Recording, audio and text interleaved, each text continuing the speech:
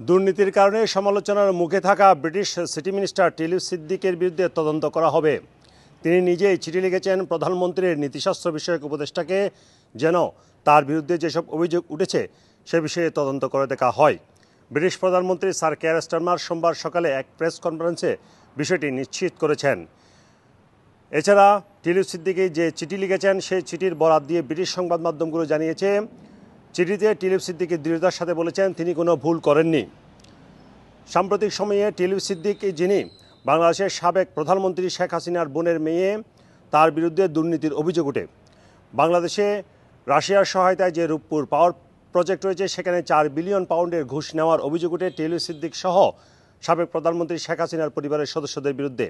এর পাশাপাশি ব্রিটিশ সংবাদ মাধ্যমগুলো জানিয়েছে টিলিপ সিদ্দিক বিনামূল্যে একটি ফ্ল্যাট উপহার পেয়েছেন একজন আবাসন ব্যবসায়ীর কাছ থেকে, যার সাথে বিগত আওয়ামী লীগ সরকারের ঘনিষ্ঠ যোগাযোগ ছিল।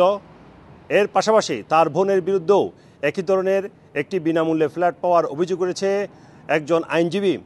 সে ফ্ল্যাটটি দিয়েছেন যিনি বিগত আওয়ামী লীগ সরকারের সময়ে ঘনিষ্ঠ ছিলেন। এসব অভিযোগের পরিপ্রেক্ষিতে বিরোধী দল কনজারভেটিভ পার্টি থেকে টিলিপ সিদ্দিকের পদত্যাগের দাবি উঠেছে। এই অবস্থায় টিলিপ সিদ্দিকি নিজে প্রধানমন্ত্রীর নীতিশাস্ত্র বিষয়ক উপদেষ্টা স্যার লরি ম্যাগনাসকে চিঠি লিখেছেন তার বিরুদ্ধে উঠা এসব অভিযোগ যেন তদন্ত করে দেখা হয়। এই অবস্থায় তিনি সর্বোচ্চ সহায়তার ও প্রতিশ্রুতি দিয়েছেন।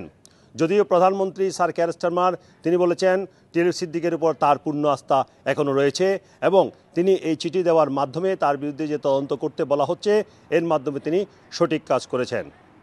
Sarwar Hossain, RTV, London.